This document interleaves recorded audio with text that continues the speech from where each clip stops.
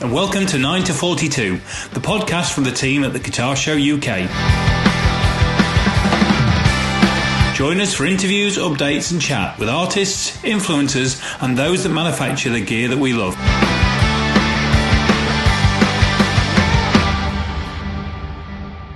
Hello and welcome to 9 to 42, which is the podcast from the guys at the Guitar Show UK, and newly broadbanded up with new mesh network and fantastic connectivity.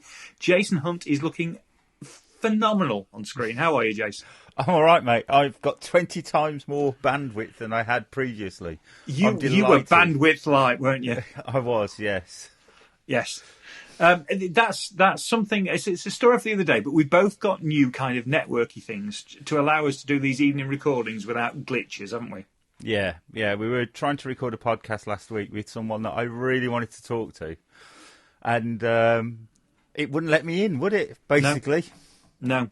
And that, to be fair, that's fared a lot better than the new interface I bought and managed to actually put. I bought this interface and it's got a guitar plugins built in, and I've managed to put a Marshall Plexi plugin on, and I can't switch the damn thing off. So at the start of the recording, all you could hear was my voice coming through a Marshall Plexi. But we've reverted to Plan B, haven't we? We have. You've got your backup microphone out. I've got my backup microphone out. Anyway, our guest tonight, and we've been gabbering a bit, and we can't mention anything to do with what he's drinking or his political allegiances. But our guest tonight. Is guitarist and, well, so many other things. We'll say guitarist and then we'll cover the other stuff because there's so much other stuff that he does that we've just been hearing about. Chris Woods, how are you, Chris? Yeah, I'm very well. Thank you. Thank you for having me in this Zoom room with you guys. Oh, no, it's a pleasure. Every single one we've done so far has been leading up to this one. That's yeah. That's the feeling in the room right now. Yeah, we've done a lot of practicing to get to you. 50 odd episodes, in fact. They've all been a support for you. So how's your day? How's everything going?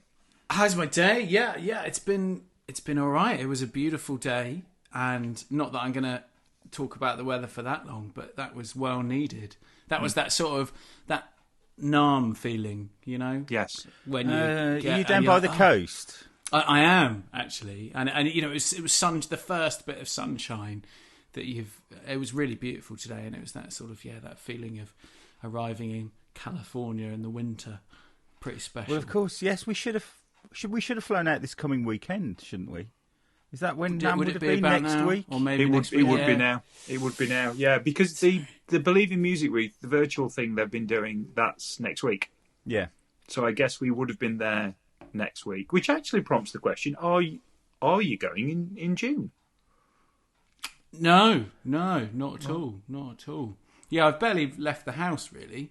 For a long time. For 2 years. For 2 years. But I did get a little bit of vitamin D today, so that's right. about it, yeah. Are we allowed to ask where you are? Yeah, sure. I'm in Plymouth currently. Ah, okay. Okay, yeah. That's Bowls, isn't it? Some fella on the green, and is that Plymouth? Oh, Sir Francis Drake playing Bowls. There you go. Yeah.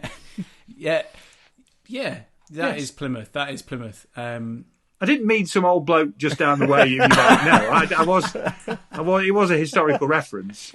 It's that's right. Yeah, so currently in Plymouth. Yeah. Cool. Well, we have to say as well, because I think this deserves a shout out. You're about the first person who's come on who's not only organised a microphone and headphones to record, but has also organised a backup recording as well. It's the most complete one we've ever done. I take pride in my audio. Do you know what I mean? Yeah. So yeah, it's got to be right. It's got to be right. So let's go right back to the beginning. And we'll cover everything that you do, because you do a lot. But let's start with, would it be right to say that you know, first and foremost, come to prominence, and that's because of your guitar playing? Yes, yeah, I'd say so. So when did we first pick up a guitar?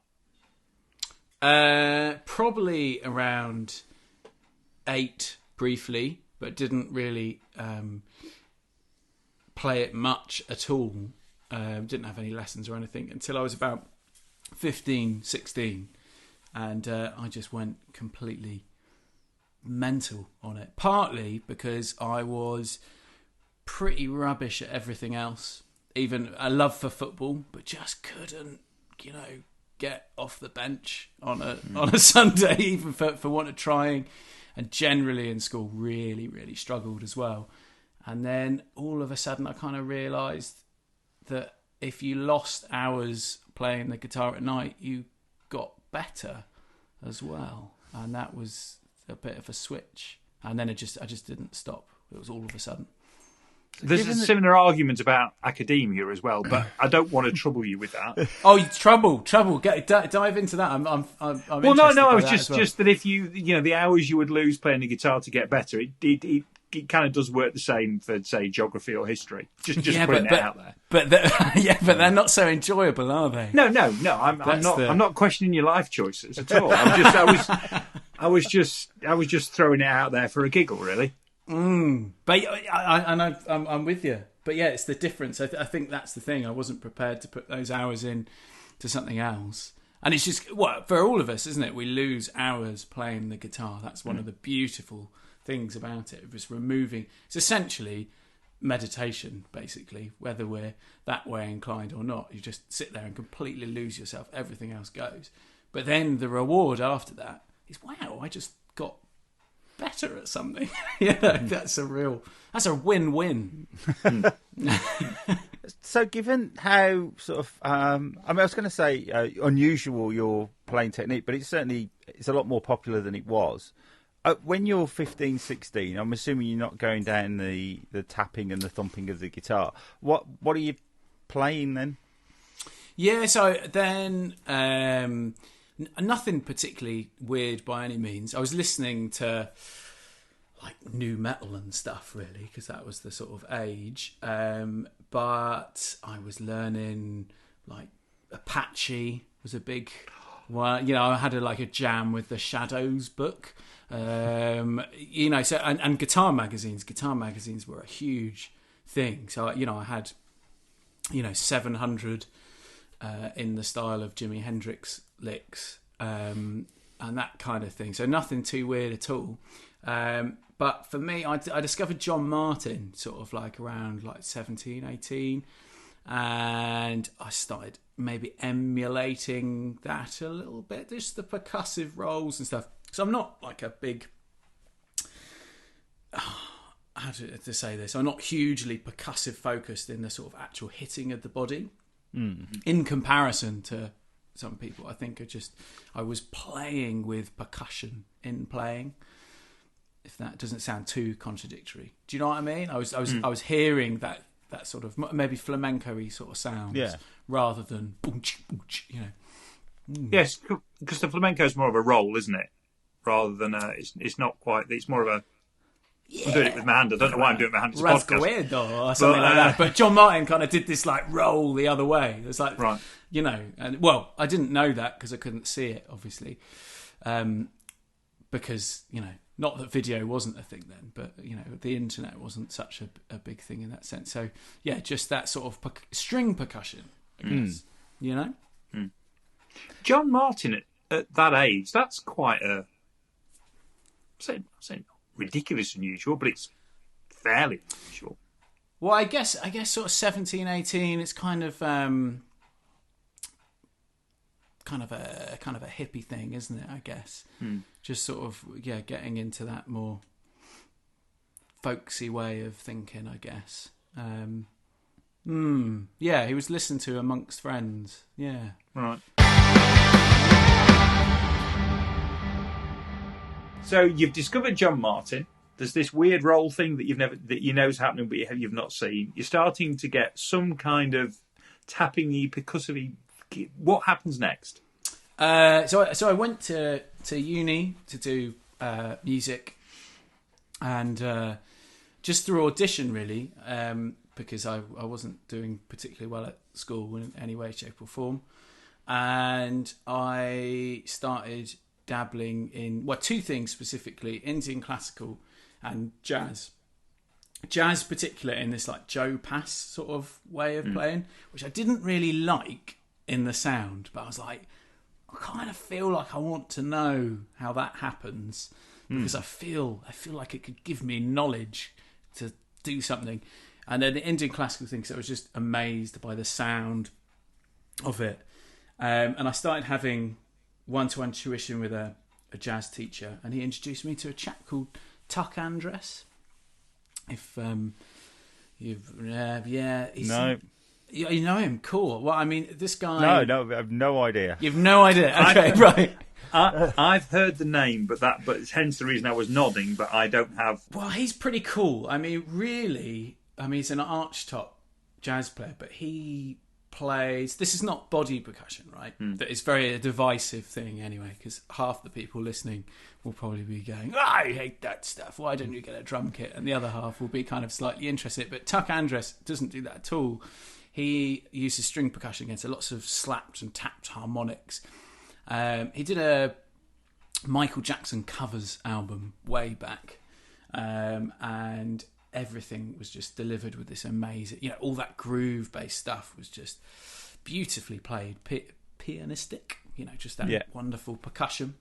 And that really sort of... and my jazz teacher at the time, this chap called James Shipway, was telling me a little bit about those techniques, just a little bit, and that sort of mixed up with the John Martin, and then it really started to come out. Actually, it just started to naturally come out. Then flamenco sort of techniques started to throw in, and then I was pretty much writing full blown compositions that really probably weren't any good, and then YouTube was starting to come up.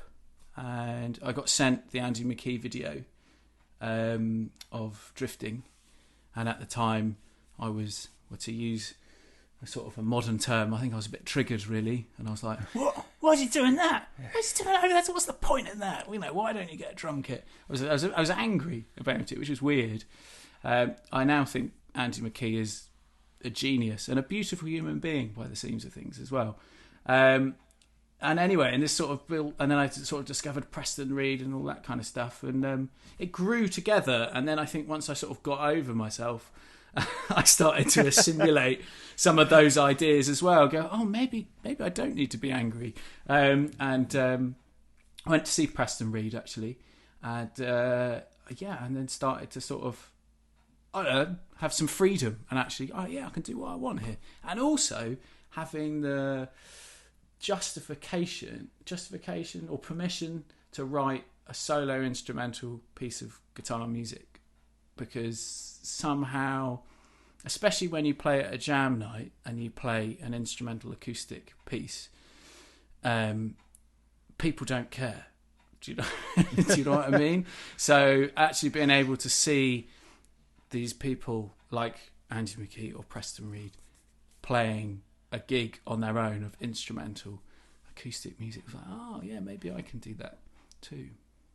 So how old were you about this time? 12? No, I was about oh my god, early 20s. Early 20s. So is this after you finished at university? Yeah, definitely. So sort of came out of uni and then started doing that, and then career-wise it just sort of happened through Logjam or Logarithm, the Stompbox guys, who I guess you guys know from the guitar show, because I reckon they've been there a couple of times. Yeah, I mean, I think that was probably when I first met you at one of the many guitar shows I've run in the last 20 odd years. Sort of, I've been a kind of demo guy for people like them, and coming along and getting a slot on the live stage. Is that pretty much how you started? Yeah, man, definitely. That literally like shaped again that sort of permission to do that. That was part of it, because apart from seeing those guys doing it, but then there was no opportunity to perform that kind of music, seemingly anyway. And then MySpace days. I just got in touch with Howard at Logjam about Stompbox, because I had a mate who was a blues guitarist made me a Stompbox in exchange for a bottle of whiskey, and it was essentially a wooden box. And I'd seen that these guys were making these different ones, and I got in touch. And then he said, "Do you want to come and play at Music Messe?" And I was pretty blown away by that even being a thing. I didn't really know what to expect. I didn't have any kind of career based on playing really in a professional sense. But I had lots of compositions. And then all of a sudden, well, you just start playing, and then there was a crowd. And it's like, that's not what happens in the pub. People just ignore me, and then I finish, and then there's no clapping, and then a little part of me dies. So that absolutely was the real sort of, wow, there's this world, and then that sort of gave me the opportunity to progress and develop, I suppose. I was a demo guy at Frankfurt once, and I should never be a demo guy for gear, because for the start, I can only play my own songs. I can't really play anybody else's. And, Best way. And I can remember arsing about, sort of like my back to the aisleway, trying to sort out the guitar that I was demoing, and I was playing something ridiculous like a Bryan Adams song or a Ramones song or something. The non-guitar show kind of widdly stuff. It was a song I was playing. And I turned around and there was like 100 people staring at me. And I was like, ah! So, that was the only time I ever did that. And I won't be doing it again. So you start doing like guitar shows, you start travelling all over the world, I assume. You've done NAMM as well, have you? Yeah. But I suppose at the same time you're trying to get your own music career off the ground. Yeah, I guess so. But then it's just sort of happened simultaneously, I suppose, at the same time. And opportunities were sort of coming through those shows. And actually, I've always feel slightly uncomfortable with this term, but the fan base actually specifically very much grew from there as well, because it's perfect audience really. So you end up touring the UK quite a bit. Yeah. What kind of clubs are you playing at? Because I'm assuming they're not the kind of clubs that I played at. They're quite small, Jason. They're quite. They're definitely not the same kind of clubs I played at. Are they kind of like folk clubs or something like that? I mean, is it a different circuit to the toilet circuit that I slept around on, and I think Ant did as well? Yeah, man. I think the reality is that there's not an instrumental guitar circuit really outside of, if you like, the guitar world. So you end up sort of blending into different places. And yeah, folk clubs can work in that way. But I think really it's actually house concerts were always quite a beautiful thing to do, but that's aside. That's not really necessarily that there's a specific scene for guitar music in that way. But really, you find yourself in quite a lot of mixed situations. I've done gigs that can be like supporting quite a heavy band, which can work quite well, really. There's a huge amount of guitar festivals as well. There really is because I guess the guitar just like crosses so many genres as well, doesn't it? If we get, this percussive way of playing tends to get put into this box, quite a lot of that is percussive guitar playing. But actually, if it's just guitar, then it really fits into quite a lot of different situations. Particularly always found that more in Europe than in the UK anyway. They seem to be more sort of open-minded to the idea of this is music rather than, well, what two genres do we have to put there? There's more just, I think the word jazz gets thrown around quite a lot, sort of, that's jazz. This is a jazz gig. And then everyone's completely different, which is, cool for me. So is this why you ended up starting your own, was it the London Guitar Night? I'm assuming that's quite a long drive from Plymouth. It's a long drive from Plymouth. Well, it hasn't happened from since COVID, sadly. But yeah, that was a beautiful thing.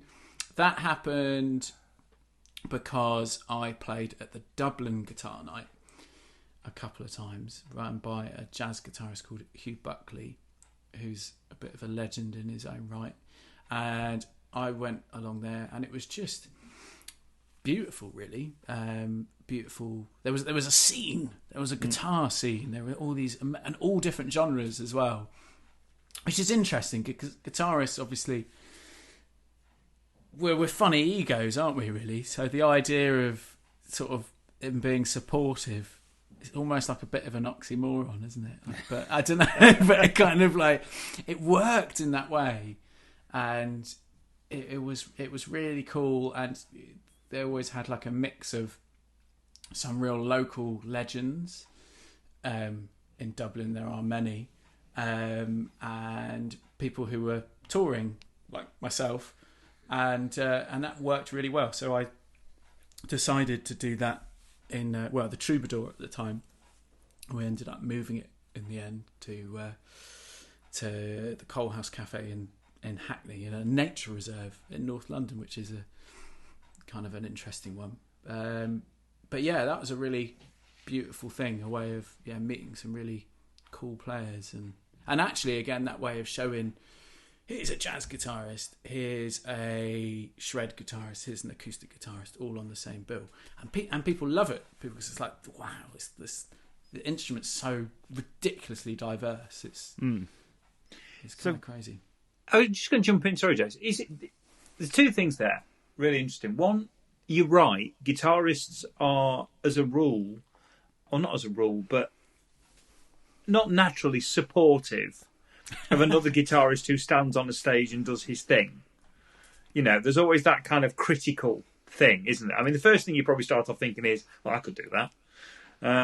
But at the same time... Or if you can't do it, shutting off completely. Yeah, yes, yeah. Or just go... what's the point in that? Yeah, exactly, yeah. It's all right, I suppose, if you like that technical way of playing. But but then the other bit is that at the same time, and this is where it's paradoxical, we are fascinated as guitar players when we come across something that is completely different to the way we naturally play. So when you do see something and you go, so I mean, I'm not a particular guitar player, and I'm certainly not a very good acoustic player. So when I see somebody do something on acoustic, I'm normally jaw dropping like, whoa, that's just, Whereas if it's a guy doing, doing a bit of sort of blues based rock, I'll be very quizzical, and I'll be the guy going, oh yeah, well, he didn't get that bend right, did he? And that is that kind of paradox.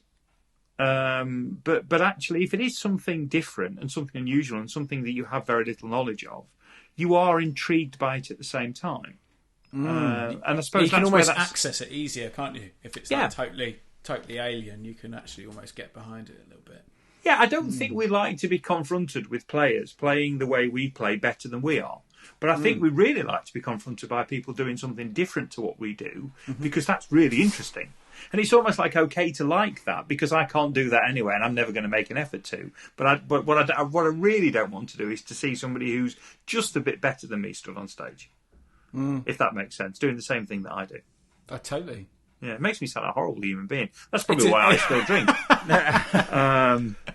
Do you know that? You're right, though, because when I used to run music live, and we used to do like clinics at the side, so if you'd have like a guitarist on, if it wasn't the style, the genre of the music that the audience liked, they wouldn't go it. But if you put a drummer on that played jazz or Latin or whatever, the drummers were in there all day. They didn't care who was coming on. They just wanted to sit, listen, and learn from a completely different thing. And it was really noticeable that the guitar audience churned really quickly, and the drum audience churned really slowly, because they were just more open to kind of different styles and stuff. It's real, man. It's a real thing.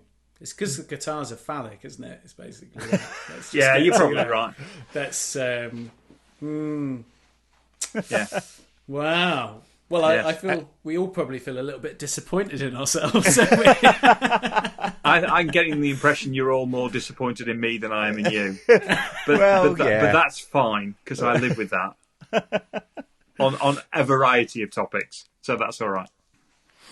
So I suppose the next thing to talk about really is the the online guitar group. Is Cool, that man. that's something that you started because of COVID, was it? Yeah, 100%. So, always, well, not always, in the sort of latter part of playing, I started experimenting with working with like guitar ensembles and pop-up guitar orchestras and all this kind of thing. And I really enjoyed essentially working with groups of guitarists, even though we've just basically picked them apart, haven't we? Come to the conclusion that all guitarists are crazy people. But, you know, I love that. And and same as goes for sort of workshops as well. Quite often my workshops turn into sort of, you know, little mini guitar orchestras, really. But obviously when COVID hit, that became a physical impossibility. And also fund-wise or money-wise, I was completely screwed, like many. And opportunities disappeared completely. In fact, that year was going to be one of the most exciting, with playing in Russia and Germany and Ireland and wherever, you know, all disappeared. Sorry, you didn't ask for the sob story, did you? And it's very irritating when musicians do that as well, isn't it? But Right, as an event organizer, I'm with you all the way. It was a tough time, but and yeah, so it appeared to be a logical thing to do to go online, obviously. But interested that there was this sort of the way that the payment worked. I think is probably most interesting to what we're talking about there in the COVID sense of things, because obviously everything had disappeared, and there was a first couple of weeks, wasn't there, when your whole Facebook stream was basically every single musician you knew doing a live stream and asking for a donation, you know, which was a kind of a cool thing. But then it was a bit weird as well, because there was this sort of, on one hand, it's like, oh yeah, as a musician, this is really terrible. But then it's understanding that the diversity of industries that were screwed by that, like, say, for example, yourself in events.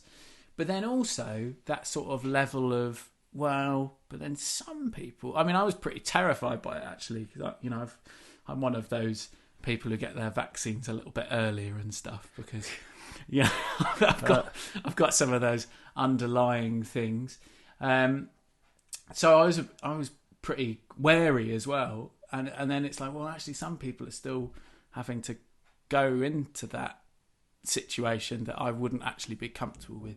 So the sort of pay what you want structure came about in that sense. Maybe feeling a little bit uncomfortable saying, please help me out, because I knew that actually so many other people were also screwed, or maybe weren't so screwed financially, but actually maybe they can't afford to pay what I would normally expect them to do. It's like a levelling exercise, if that makes sense. And yeah, it's worked great ever since. I think, I mean, the other podcast, one of the other podcasts I work on, has got quite a strong Patreon base, so it has a lot of patrons, and I've learned a lot about that through the last couple of years. But one of the things that's become really evident is that people like to have a direct relationship and like to pay in small amounts to something that they feel an affinity with. And actually, I think we've arrived at a healthy place. I think we've arrived at a point now where it isn't necessarily that you're asking for money in direct relation to the thing that you're maybe doing there and then. It's about saying, look, this is what I do, and this is the kind of content I'm going to provide, and I'm going to provide it anyway. But if you like it and you want to make a contribution and help keep it spinning, then there's a way for you to do that, and it doesn't have to be particularly onerous, and it's absolutely down to you. Yes, I'm going to know the people who contribute, but nobody else is going to. So you can have that kind of relationship with the person who is bringing you whatever it is that you are finding, that has become a part of your life, be it a podcast, be it music, whatever it might be. And I think we've ended up in a better place for it. I mean, for a couple of reasons. One, because of the directness of the relationship, but two, because it's not based around, say, right, well, I've put 6 months into recording an album and then you buy the album. It's different to that. It's about a recognition of a body of a work, and it's about a recognition of an ongoing thing that you do, and that is important and is the soundtrack in some way, shape, or form, or the accompaniment to somebody else's experience and life. So, because I agree with you, at the beginning it was very. I mean, we started off with a lot of content that maybe was being put up, and then people trying to work out how to monetize in some way, shape, or form. And then we've ended up in something that seems far more organic and far more natural, and actually probably far healthier, long term. That was all very beautifully put. And that sort of, in this situation as well, it very much is that. This will happen if you pay or not. And in fact, giving zero, and I think the first pay what you want thing I saw was Radiohead, and I think you had to pay like a penny or something. There was like a minimum floor, but this is very much you're not paying for this. These are the sessions. You're welcome. If you would like to support this, then that's an option, and that sort of changes the concept of value, doesn't it? Because a very capitalist friend told me that monetary value is based on what people are prepared to pay, but which sort of works on one level, but the idea of just value of things actually has very little to do with what people are prepared to pay, doesn't it? It's just to do with, it's just when you do music and when you're sharing that, there's just a huge, almost like you can't put money on it, really. It's just a beautiful thing to do. I was more concerned with the logistics of actually playing guitar across Zoom. I assume you do it over Zoom. Yeah. And I also assume you can't hear all the people that are on the Zoom call. You can only hear you. Yeah, man. I mean, we start off with a little... the first few people in, mics are off, and then basically it builds up until it's a sort of a Zoom cacophony, which is kind of a beautiful soundscape in itself. And then mics go off, and then maybe there's a little bit more chit chat, but it's sort of a directed conversation. Oh, you over there, Yeah.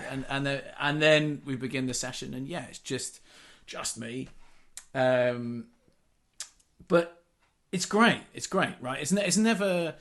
It's a simulator, so it's not trying to replace the playing together. But as a way of learning, it's incredible. It's incredible to be able to play along with your teacher, if you like, and not have any kind of self-conscious element there at all when you're making those mistakes.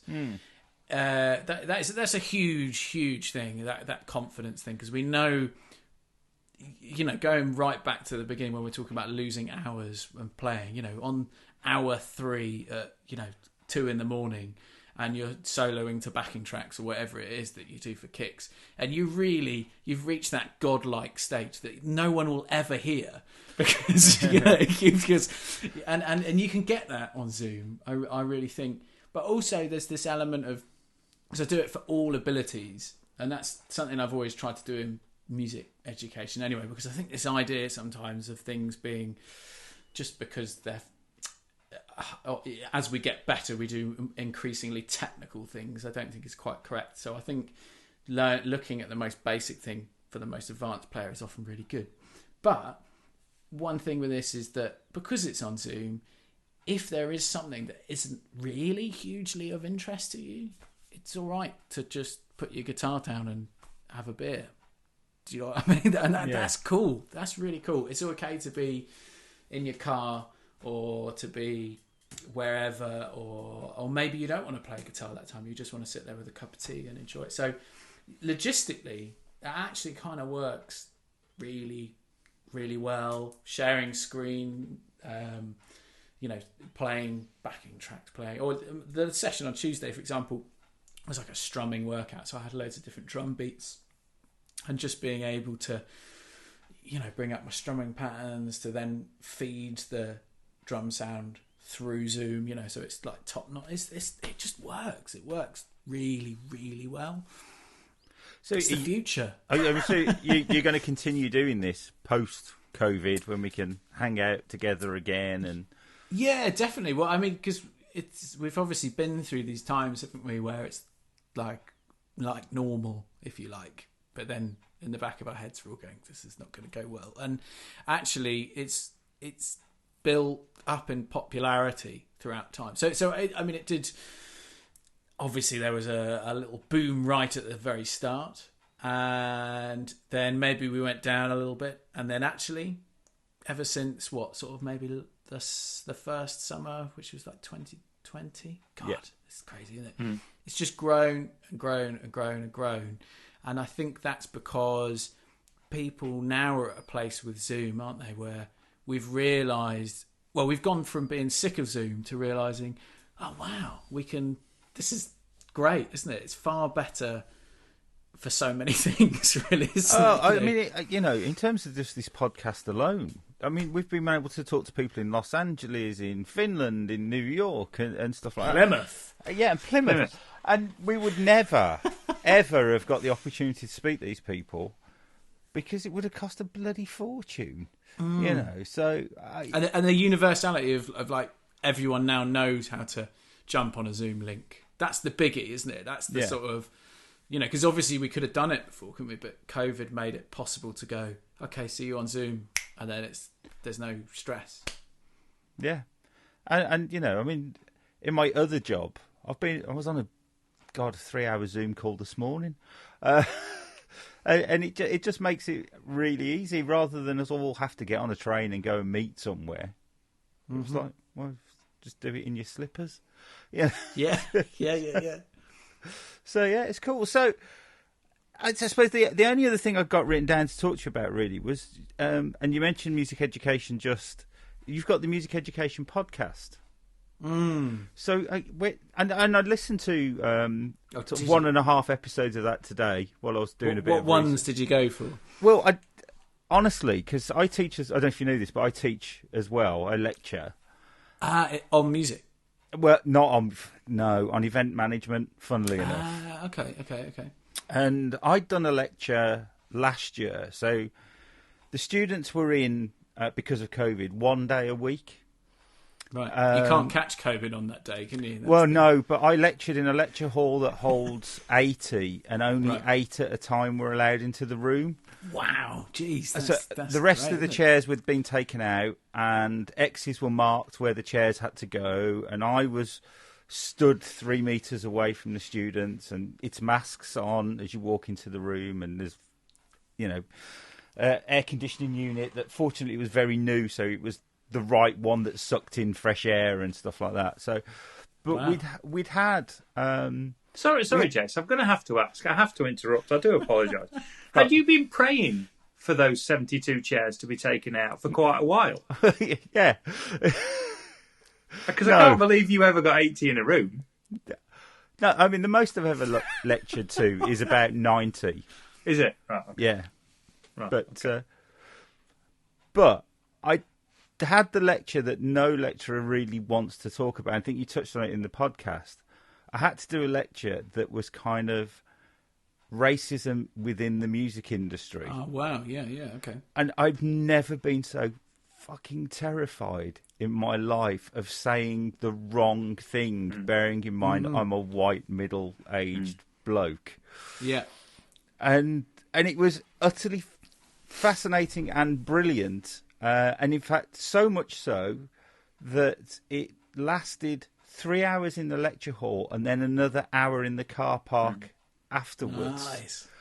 And so when I saw 2 episodes ago, I think, of the latest sort of like, I think episode 28 or something, because you're on episode 30, was a discussion about race within music. And I was like, oh, that's the one I'll listen to, which I thought was really interesting. Yeah, it's just a really wonderful subject. And actually the first episode that we did of that was on decolonising the curriculum. Yeah, it's kind of a favourite one. But it is a scary one. It's proper scary to start talking about that stuff as, you know, as a white bloke sat there. You know, it's... in fact, the first episode we did was with a really fascinating chap who I've just done another episode with, called Nate Holder, who wrote a poem called If I Were a Racist, or If I Were a Racist, however you would word that. And it sort of lists very common things that happen in music education, like, if I were a racist, I would teach African drumming, because Africa, of course, is a country, not a continent. That kind of, and it just goes through all these things. But what's fantastically awkward and terrifying about it is that, you know, you've been that person, if you like, you know, throughout the poem, and that's why we feel sort of awkward. But it's really interesting in music ed, because it is there, basically. It is sort of, we've come from a colonialising or imperialist sort of way of being. There's no denying it, but it's just very uncomfortable because everything we know was kind of built on it, if you like.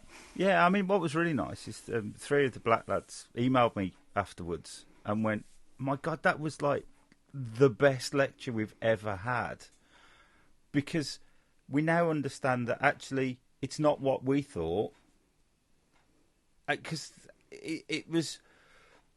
I mean, they suffer from like this post-colonial kind of thought process as well, because they've had that rammed down their throats. And it's all been fed to everyone. We can make it better, but we just have to have a 4-hour honest conversation of not upsetting anybody. Yeah, it takes some epic balls, basically. I was knackered. Even have the conversation. Knackered at the end of it. So tell us about the podcast then. How did that come about? Well, just similarly, I guess, COVID scenario of what I work a lot with a very, very good music hub called Soundstorm. So for those who don't know, music hubs are like music services, really, the people who put music provision into schools.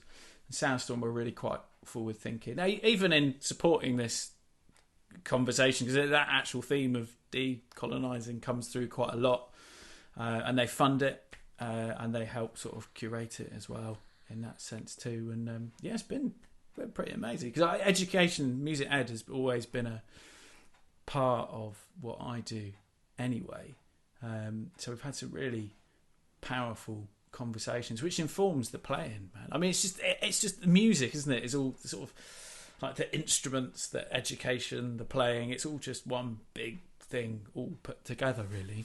I love the fact that you started off telling us what a terrible student you were, and then we talked about you going to university, and now we're talking to you working with education providers. Yeah, man. I can't spell. I barely can spell, and I've written 3 books with Hal Leonard. I mean, on guitar playing, they're not novels, but you know, it's nice. It's cool to do that, isn't it? It's great to because you know, school in that sense doesn't really. It's not really that relevant, is it? Well, it is to spelling. Well, spelling isn't that relevant, I guess. I'm going to throw that one out there. Maybe we can chat about that. I don't know, because when I'm marking essays and I go, I know you've written this in Word, and Word tells you when you've spelt it wrong, and yet you've still spelt it wrong. Right. You've actually overridden Word and said, yeah. That's cool, man. That's rebellion. That's spelling rebellion. That is. That's a whole movement. Yeah, yeah. We shouldn't push that back. I'm with you on that. Yeah. Jack, my son writes comics, and wow. and he's only 9, and he does these comics and what have you, and I'll come and I'll say, well, you know how to spell that, and he says, yes, I know how to spell that, but I'm spelling it the way I want to spell it because it fits with the comic. Where do you go with that? That's cool. That's cool. It's one of my. I think it relates to playing guitar in the right or wrong way. It's like, you just do your thing. You don't have to listen to the man. It's really no. At the end of the day, if when people get upset with spelling, it's their problem, not yours. Jason, I feel like you're holding back. Well, I mark degree papers. There is a certain academic framework that has to be adhered to. I don't know if I agree. And the only problem, I was just about to say, the only problem is that with my son is that because he's so convinced of the logic of, say, that around spelling, he's equally convinced about the logic because we couldn't get him to write a Christmas list this year. And his argumentation for not writing a Christmas list was, I don't need to because Father Christmas knows what I want. Nice. And you can't pick a hole in that. That makes for a scary bit of parenting just in the run up to the 25th. Wow. It's really cool that he's directly interfacing with Santa. He's directly interfacing with Santa. Yeah. What a legend. He's DMing Santa, basically. Well, if you will perpetuate these myths and fairy tales, he's 9. He knows. Oh, good grief, blooming heck! All right, Ebenezer. That's a conversation, isn't it? Yeah. Oh, it's a conversation I've had to have with both of my children. And how old are they now? They're now 6 and 4, 18 and 14, and they were What's both fair play. They were both like, "Yeah, we knew for years." But that's the cool thing, though, isn't it? It's the playing. It's basically. I've come to realise this because I have a son now, and it's just like, yeah, we're just playing a game. We're all playing a game. I think that's great. How old's the son? 2.5. Terrible. Proper. This. Yeah, there is a bit of that. But this Christmas was pretty magic, actually. That he was really. He got who Santa was. Yeah. Oh, you've got 2 or 3 killers coming up. Absolute killers. The next 2 or 3 are brilliant. It's cool, isn't it? Yeah, because it's all about big stuff now. It's about presents that are the same size as your child. Because everything gets smaller then. They get now smaller. It's about big stuff, and nobody's sending you links and more to expensive. them. Oh, do you know what my 18-year-old? She's nearly 19. My 18-year-old had for Christmas some rent money towards next year's university accommodation. Wow. That was her request. And obviously, we bought her other presents as well. But was she directly interfacing with Santa there to get that? Or directly interfacing with my wife. Right, fair. Oh, man. Yeah, that's when the Christmas joy goes, isn't it? When it's just all about, staying warm and dry. Yeah, it's fine. Welcome to adulthood. Chris, it's been a pleasure. It's been a lovely chat. I've thoroughly enjoyed this evening. Though I'm going to go and get, quietly damp after this. Quietly damp. Quietly damp. Yeah, I'm going to sit in a corner and get quietly damp. But no, it's been really great, and thank you very much. And thank you very much. Will we see you at the guitar show in May? That would be cool, wouldn't it? I should make my way up and do that. I hadn't even really, as I said, I only left my house for the first time in a couple of years today anyway because the sun came out. So maybe my next stop will be there. Brilliant. Thank you so much, gents. Cheers, mate. And just before we go, we need to say thank you to those beautiful people at Focusrite for sponsoring the podcast, as they continue to do. And nothing more to add to that, unless you have, Jason. No, just thanks to Luke and Rich, really, for continually supporting us.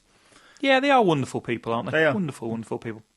Do you want to, as well, before we go, should we tease a little? Oh, we could do. because we're due to we've got an interview with somebody stateside next week, haven't we? Yes, New York City. The last time I saw this person on stage, I ended up with a black eye because I was quite literally caught in a mosh. Oh right, okay. I didn't think that's where you were going. I thought it was Dolly Parton. I'd love to interview Dolly Parton. I mean, so would I.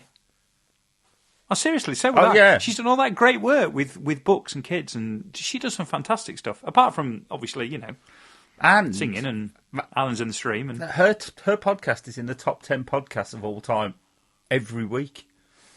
I didn't know that. Yeah. Oh, okay. Anyway, it's not Dolly Parton, though, is it? No. All right, okay. Who is it? It's Frank Bello from Anthrax. Oh, dear. Frank Bello from Anthrax on 9 to 42. I know, I'm quite excited. I'm halfway through his autobiography now. I'll have it finished by Wednesday night when we're recording. And it's a late one, isn't it? It is a late one. 9:30 UK time. 9:30, yeah. Oh, I'm quite excited. I can't tell you I'm really an Anthrax fan, but I am quite excited because this is proper, like when I was growing up, legendary band territory. Yeah, I know. They were so much fun as well. And his autobiography is fascinating. Right. I shall dip into it. Yes. Before Wednesday. Yeah. Cool. Right, you take care. I will see you for Frank, and thanks everybody for listening. And yeah, we'll be back with you with Frank Bello of Anthrax. All right. See you soon. Bye.